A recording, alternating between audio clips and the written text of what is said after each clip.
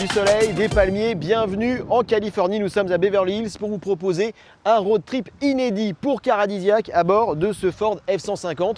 Vous le connaissez sans doute, c'est le pick-up et même la voiture la plus vendue aux États-Unis depuis presque 40 ans. Pour vous donner une idée, une Clio meilleure vente en France en 2018, c'est à peu près 120 000 exemplaires. Avec le Ford F-150, c'est 900 000 exemplaires, rien qu'aux États-Unis. Et à son volant, nous allons parcourir une partie de la Californie pour découvrir notamment un cimetière automobile dans le désert de Mojave. Tout simplement étonnant, un préparateur français complètement barré, Yannick Cyr, il nous sort des voitures à presque 1000 chevaux, mais également un Cars & Coffee tout simplement exceptionnel avec des modèles à plus de 500 000 $. Le road trip Caradisiac spécial Californie, c'est maintenant, c'est parti.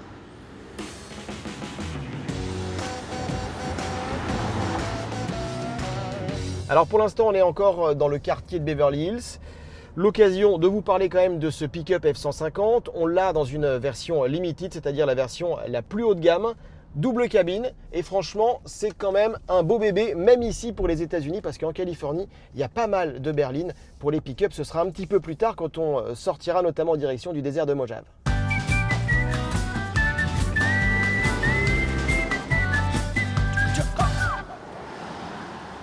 Et tout de suite, je vous propose qu'on marque la première étape de notre road trip.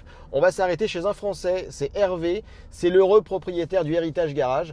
Vous allez voir plein de voitures de collection normalement, on va en prendre plein les yeux.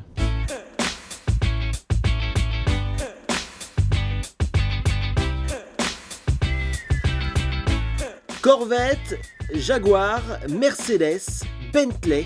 Ici, on trouve de tout ou presque. Enfin, surtout des modèles en parfait état de fonctionnement, car Hervé est un amoureux des belles mécaniques. Une passion qu'il a transformée en business dès l'âge de 25 ans, en venant vivre en Californie. J'ai acheté une voiture à Paris, que j'ai envoyée à Los Angeles, et il m'a fallu 1 an pour la revendre et faire un profit. Et avec cet argent, j'en ai acheté une deuxième et que là, j'ai pu revendre un peu plus vite. Et après une troisième, une quatrième. Et puis après, j'ai trouvé un associé un peu financier à l'époque où on a ouvert un business ensemble spécialisé dans les Cadillac, dans les voitures américaines que j'adorais à l'époque. Et après, le business s'est transformé dans les voitures européennes avec le boom des années 90. Là, tu as une américaine pur jus. Ça, pour nous, les Européens, c'est assez marquant, mais c'est peut-être pas si compliqué que ça à trouver. Il y en a beaucoup des voitures comme celle-ci ? Ça, il y en a beaucoup. Il n'y en a pas beaucoup des bonnes. Ouais. Celle-ci, par exemple, elle est vraiment toute d'origine. Elle a son intérieur d'origine. Elle a environ 60 000 miles, qui correspond à 90 000 km.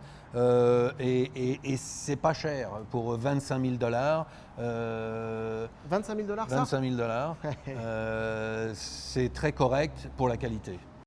Ça, c'est une Porsche Speedster qu'ils avaient fait en 1989. C'était une année seulement. Et ça, c'est très, très recherché dans le monde entier, spécialement chez les Allemands. D'ailleurs, elle vient d'être vendue à un Allemand et elle retourne en Allemagne. Alors, c'est pas un peu bizarre, ça, c'est une voiture qui est fabriquée en Allemagne, qu'on retrouve en Californie et qui repart en Allemagne. On n'arrive pas à trouver ça en Europe ? On arrive à trouver ça en Europe, mais beaucoup, beaucoup, beaucoup plus cher. Et pas de cette qualité-là. Elle a 11 000 miles, donc 16 000 km. C'est 1989, c'est introuvable. J'ai vu de l'autre côté une Maserati. Oui. Si tu peux juste me la montrer, parce que bon, je pense que je ne vais pas avoir les moyens de repartir avec, mais non, mais là, elle est très sympa parce que c'est ce qui s'appelle ici un peu aux États-Unis le barn find, c'est-à-dire que c'est une voiture qui est restée dans une grange qui n'a pas bougé depuis une vingtaine d'années.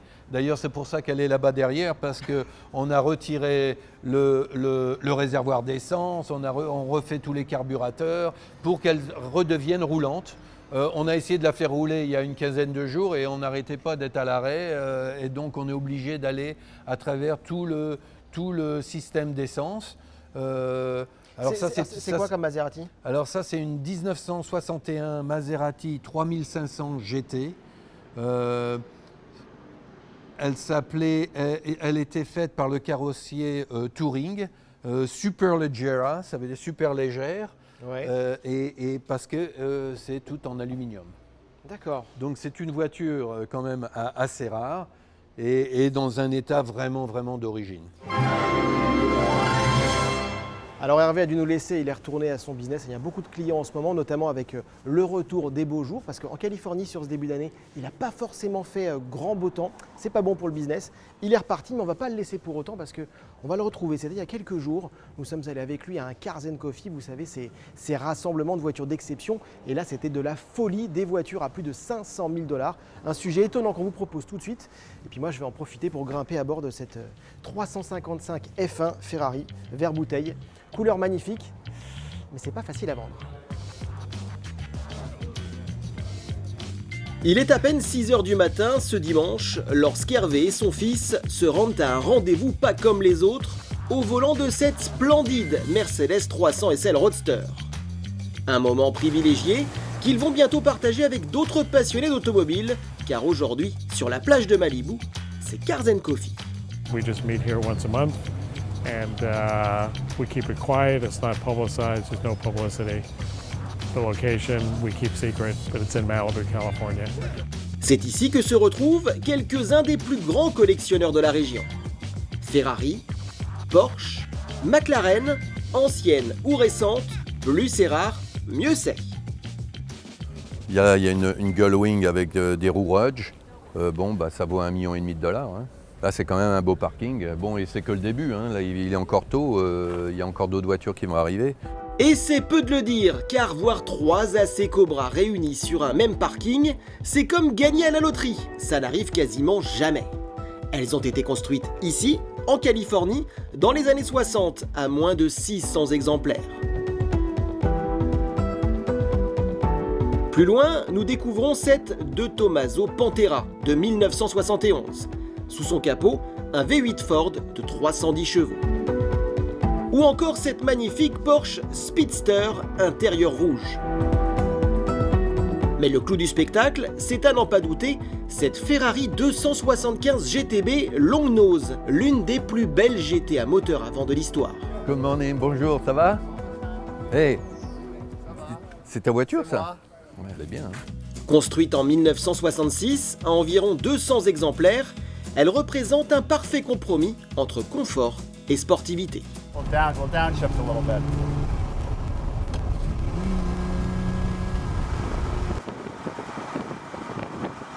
So it's a 3.3 liter V12 engine, about 280 horsepower, which at the time was quite a bit. I like to be my own person. So I do like all types of cars, but I will say Ferraris, the styling of Ferraris, especially from the 60s, is unmatched. This is just a very, very beautiful car. So I think it's the looks of the car. Notre Ford F-150, lui, coûte bien moins cher, environ 65 000 €, mais il peut nous emmener quasiment partout. Ça tombe bien, nous venons de traverser Los Angeles de part en part, une mégalopole tentaculaire qui mesure 12 fois la taille de Paris. Nous sommes à présent sur les hauteurs de la ville, un environnement idéal pour tester le comportement de notre pick-up. C'est vrai que côté moteur, on est quand même pas mal servi, avec 450 chevaux sous le capot. Bon, il fallait ça, parce qu'on a quand même plus de 2,5 tonnes sur la balance. Et avec la boîte automatique à 10 rapports, c'est quand même relativement sportif. Bon, oh là là, heureusement qu'on est bien amorti. Mais c'est assez surprenant pour un véhicule de ce gabarit. Ça pousse assez fort. L'autre bonne surprise, c'est qu'on a un véhicule qui, malgré son énorme gabarit, reste relativement maniable. Bon, toute proportion gardée, hein. On a quelque chose de très américain, très souple, typé confort. Mais il s'en sort plutôt pas mal. Là, on est sur les hauteurs de Los Angeles. C'est pas une voiture pour envoyer dans les petits virages, mais ça fonctionne. Après, là où il faut faire attention, c'est qu'on a quand même 2,5 tonnes, hein, ça pèse lourd. Et il va falloir arrêter le bébé. Heureusement, on a des bons gros disques. Voilà. Mais ça se sent. Hein.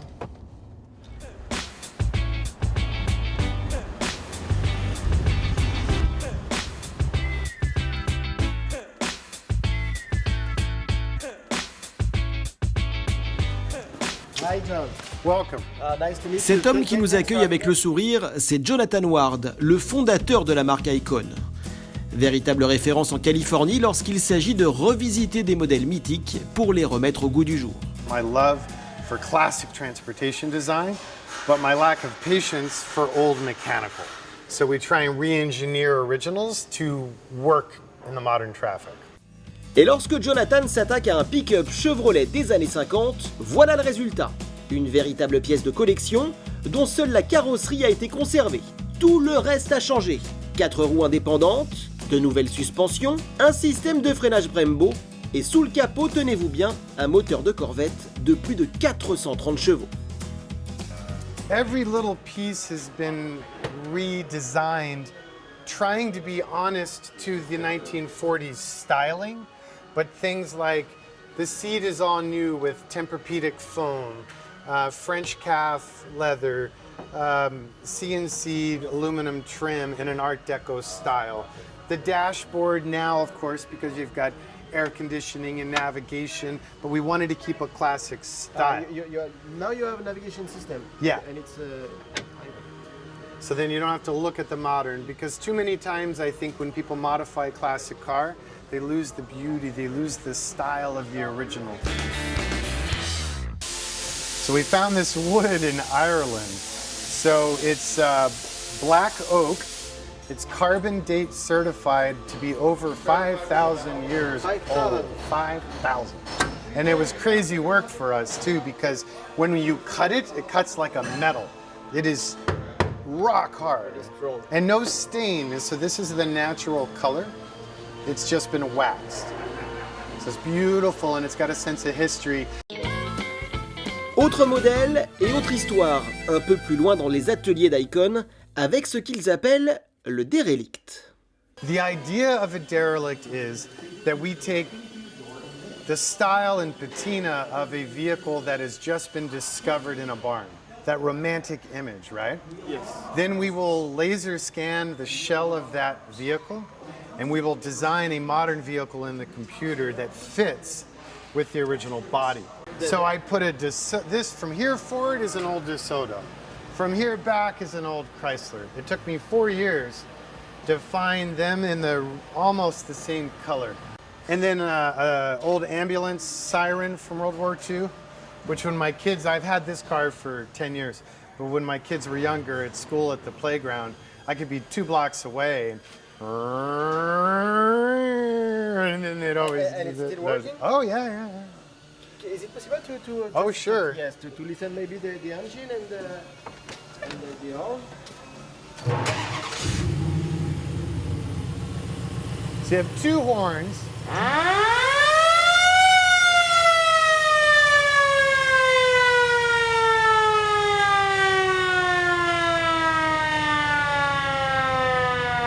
And then you also have the original style horns, which are great. You ever notice new cars, the horns are like beep, beep. No one's gonna get out of your way. You need respect, you need some attention. And this is the famous Ford Bronco. Yes, so the Broncos are a really popular model for us. This shape is just beautiful. So we try very hard to find original ones. We'll completely take it apart. We'll put it on a special fixture. We'll media blast it to raw metal, and then the process begins. À bord, tout a été refait à neuf. C'est simple, John aime quand c'est beau et fonctionnel. Surtout, il déteste les plastiques. Du coup, il redessine les pièces qu'il n'aime pas et en fabrique de nouvelles en aluminium ou en acier. And then things like this style is beautiful, but the customer wants power windows. So now you simply touch it to go down, or touch it to go up, or touch it 2 times quick and all windows go down. That's really nice. Yeah. Et sous le capot, oh surprise, un V8 de Ford Mustang de plus de 420 chevaux. Ce Bronco n'est décidément pas comme les autres.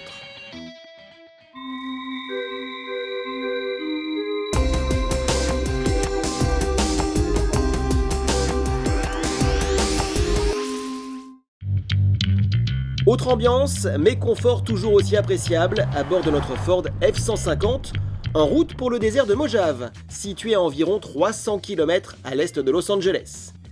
Ici, il peut faire jusqu'à 50 degrés en été, et si on ouvre bien les yeux, on peut même croiser une route mythique. Ça c'est de la route 66. Allez, pour l'occasion j'enlève les lunettes. 4000 km, une route incroyable qui traverse les États-Unis d'est en ouest, ou alors d'ouest en est, hein, comme on veut. Ça part de Chicago, ça va jusqu'à Santa Monica en Californie. C'est de là d'où on vient. Et franchement, on ne pouvait pas passer à côté de ça pour vous dans Caradisiac. Allez, on repart.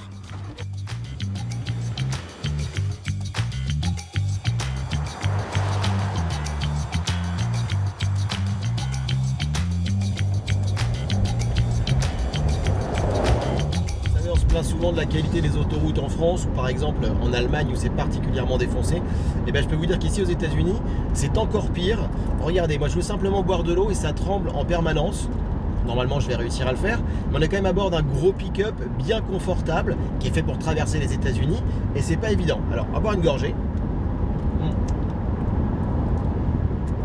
Et c'est aussi pour ça d'ailleurs que lorsque les Américains fabriquent des voitures, que ce soit des pick-up ou encore plus d'ailleurs des sportives, eh bien nous quand on les reçoit en Europe, on a toujours tendance à dire que ce sont des véhicules trop typés confort. Donc moi je suis très content d'être en pick-up. Merci Ford pour le F-150.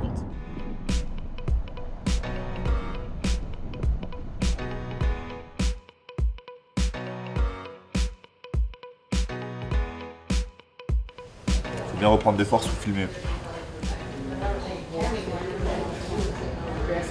Ouais, donc c'est un sandwich. Ah, il est là, il est caché. Il est en dessous. C'est light. Bon alors, on a bien fait de s'arrêter déjeuner. Bon d'abord parce que ça fait du bien à mon caméraman, enfin au caméraman de l'année, hein, Bruno. Et puis surtout parce qu'on a eu un petit scoop. Il paraît que pas très loin, là juste derrière, il y a une sorte de vieux cimetière automobile.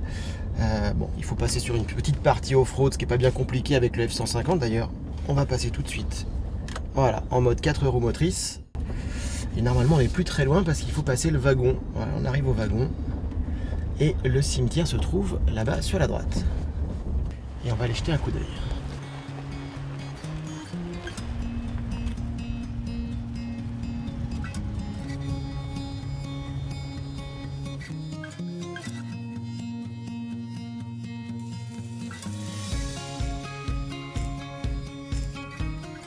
Mais avant cela, profitons-en pour observer d'un peu plus près notre Ford F-150.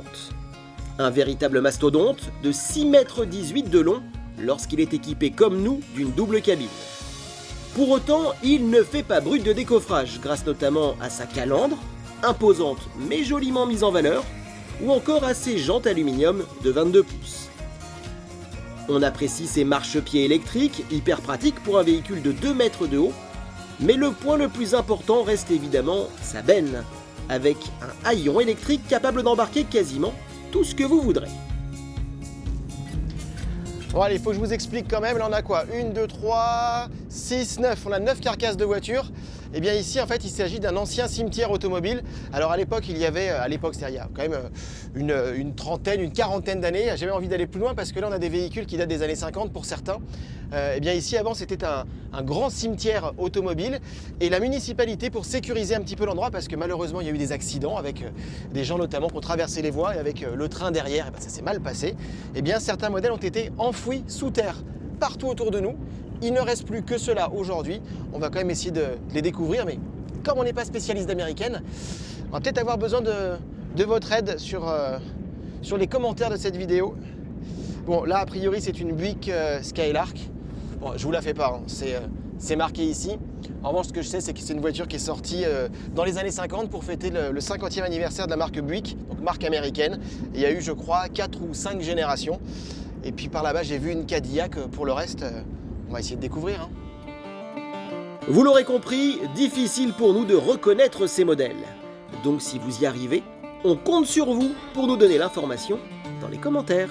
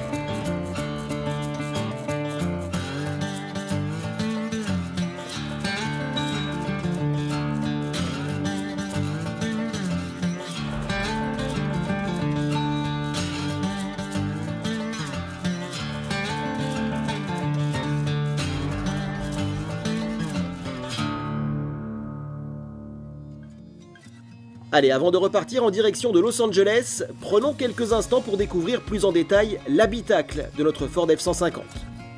Premier constat, notre pick-up est plutôt accueillant. Normal, nous direz-vous, pour une version haut de gamme, mais il est aussi très correctement assemblé. Et puis il y a vraiment deux points qui caractérisent les véhicules américains. D'abord, c'est la démesure, à l'image des États-Unis. Regardez d'abord ce volant digne de la plus grande des pizzas américaines. Même le pommeau de levier de vitesse boîte automatique, tout simplement gigantesque. Ici, console centrale, alors hyper large. Si vous voulez être proche de votre compagne, c'est pas franchement le genre de véhicule qu'il faut choisir. En revanche, côté pratique, c'est imbattable. On a quoi là? Alors on doit avoir 18 bouteilles. C'est réfrigéré. Ça c'est plutôt sympathique. Niveau équipement, 2 ports USB à l'avant, 2 ports USB à l'arrière.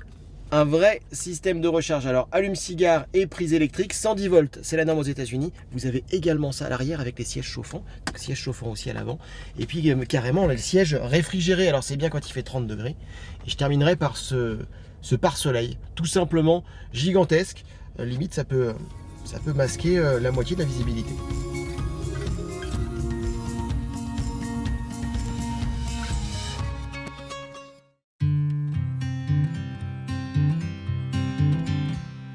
I don't know where to go, I've got 10 people I know. Stuck in sticky stuff, it gets tricky when you're low, it's alone. Allez, suite de notre périple californien avec cette fois une petite visite chez un préparateur français. Il s'appelle Yannick Cyr et vous allez voir qu'il est complètement barré. Il est capable de sortir des puissances totalement incroyables avec des modèles plutôt sympathiques.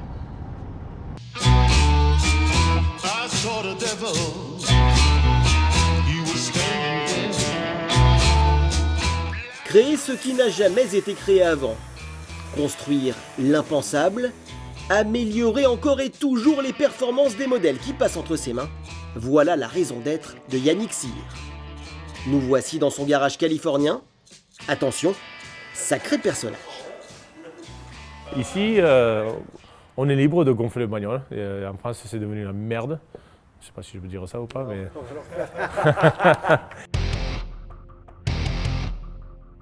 Pick-up des années 60, roadster, berline familiale, voiture de course. Ici, aucune règle.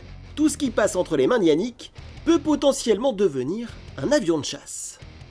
Pour moi, ça m'a toujours excité, alors je voulais essayer quelque chose un peu différent avec les bagnoles américaines, quelque chose un peu plus de muscle, mais mettre mon accent dessus.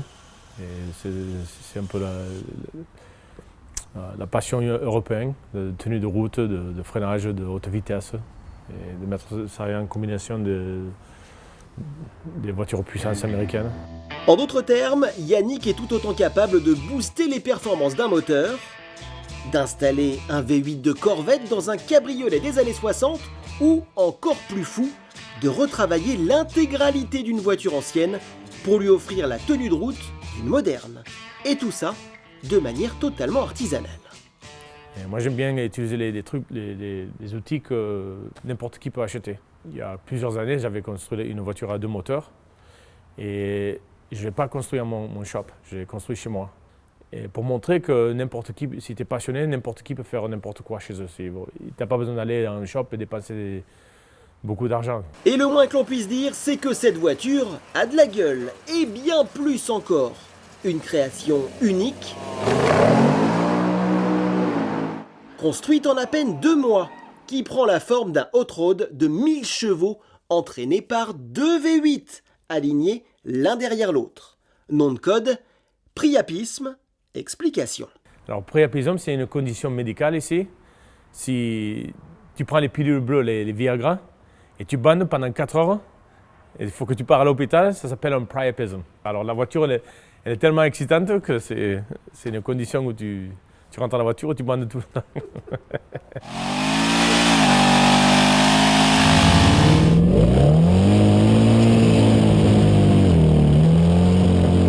Si tu es un passionné de voiture, c'est ça qui est super parce que c'est un truc spécial.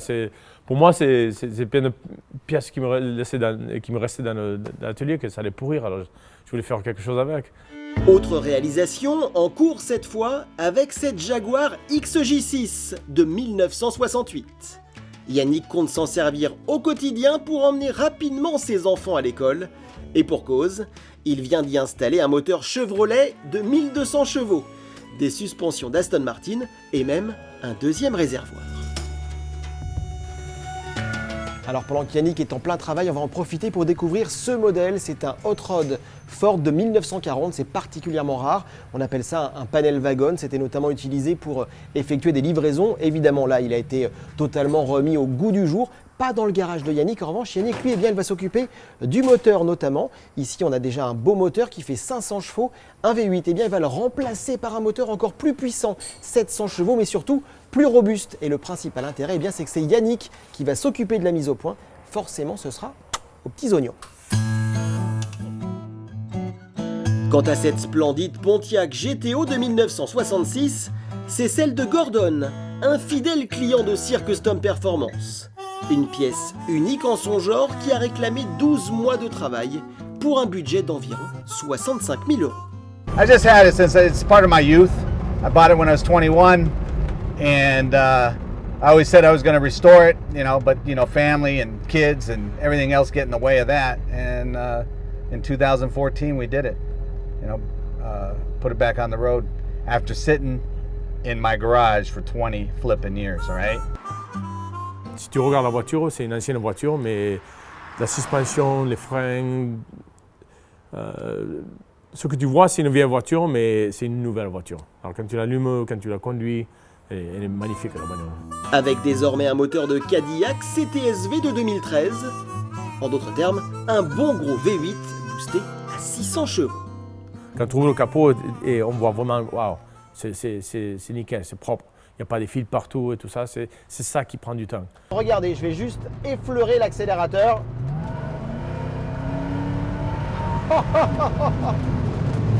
Et alors on a vraiment le coup de pied aux fesses comme on dit. Et on est dans cette voiture qui date des années 60. C'est génial. Alors aussi ce qui est sympa c'est que normalement dans une Pontiac Le Mans, en tout cas à l'époque, voilà, le volant avait tendance à beaucoup bouger, il fallait faire d'énormes corrections. Et bien là, on a rajouté une direction assistée des années 2000. Donc la voiture est très précise. On a rajouté des gros freins. Tout le châssis a été revu. Les suspensions sont des suspensions modernes. Le moteur a été reculé pour qu'il y ait une meilleure répartition des masses et surtout éviter qu'au freinage, la voiture pique du nez. Et puis alors pour la petite anecdote à l'intérieur, eh bien Gordon a choisi d'avoir une sono à dernier cri avec notamment une connexion Bluetooth. Voilà, il peut écouter soit des titres de l'époque, soit des titres d'aujourd'hui dans sa Pontiac de 1966. Et je peux vous dire que ça envoie. Hein.